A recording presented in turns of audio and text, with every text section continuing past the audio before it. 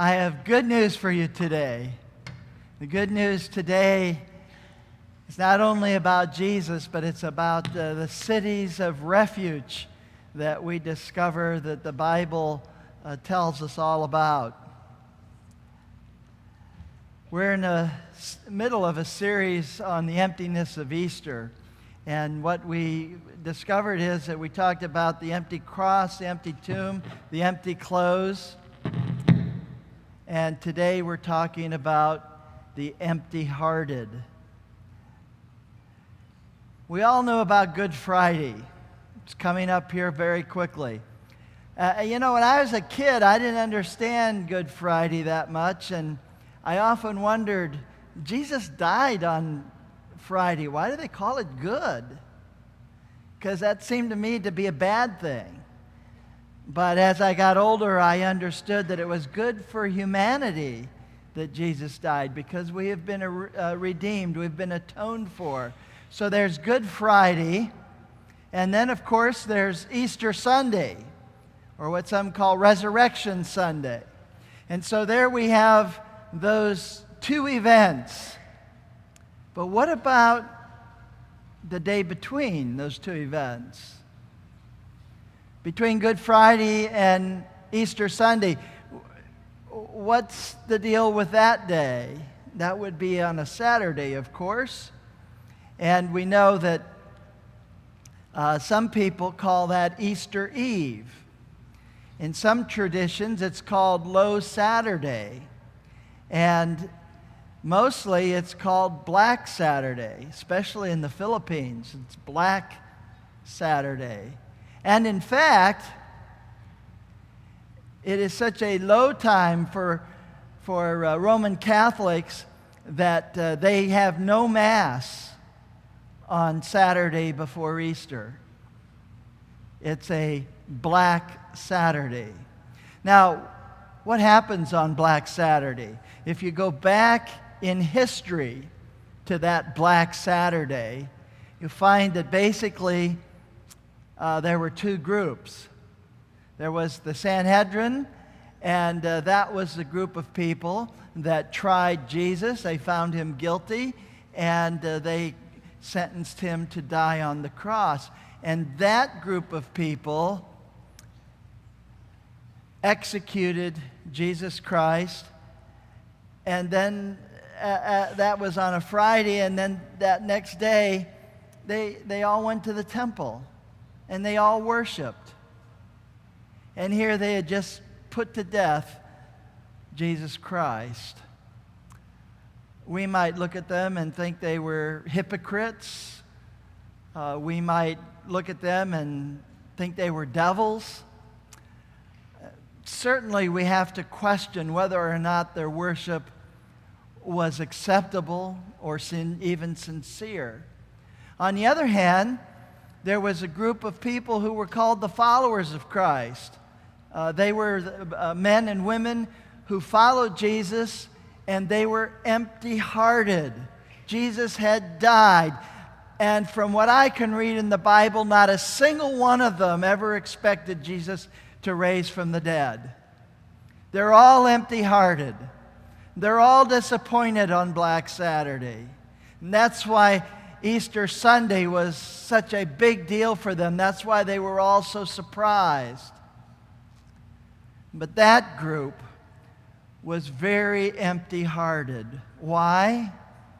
Well, because one of their own, the Lord that they loved, had been put to death.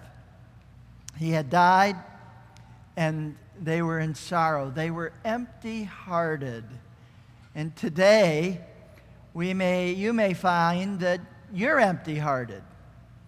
Perhaps one of your loved ones has recently died.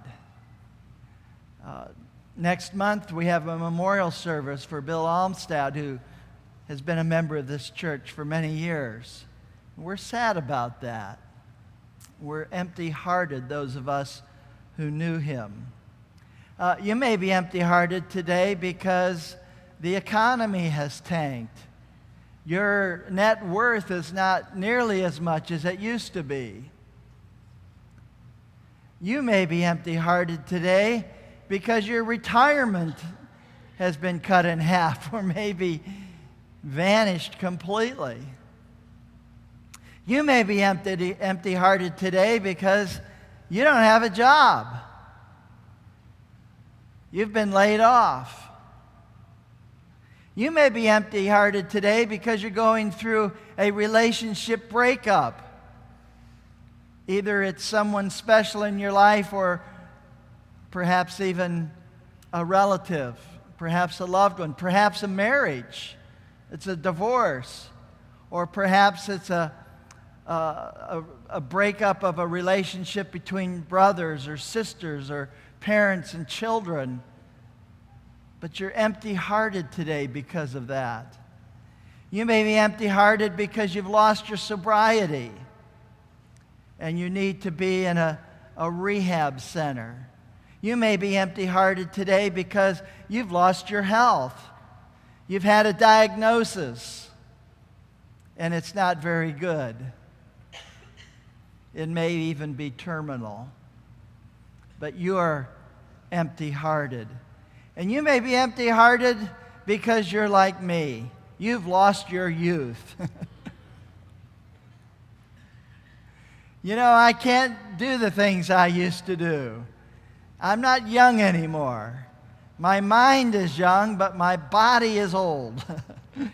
I just want to do so many things that I used to do, but just can't do it anymore. Empty-hearted about that. Well, I have good news for you today. The psalmist gives us hope. And what the psalmist says, because we're all empty-hearted in one way or another, God is our refuge and strength, a very present help in trouble. Isn't that good news? God is our refuge and strength. So many times I feel like I'm not strong anymore. My doctors have told me, in fact, that they don't want me to lift things that are heavy. That's something I did when I was younger. I can't do that anymore. But there's someone else who can lift things. And it says to go to him for refuge and for strength. And so we're able to do that. The psalmist goes on to say, therefore we will not fear. You may be afraid today of what? Loneliness? Agedness? Unemployment? The list goes on. You may be afraid. And the Bible tells us here, don't be afraid. Therefore we will not fear.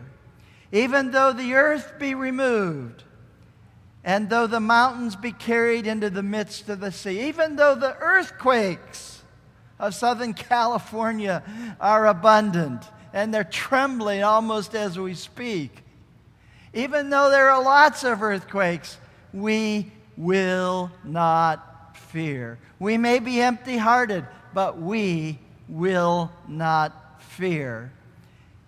Though its waters roar and be troubled, though the mountains shake with swelling, we will not fear. Even though the earthquake causes a tsunami, we will not fear.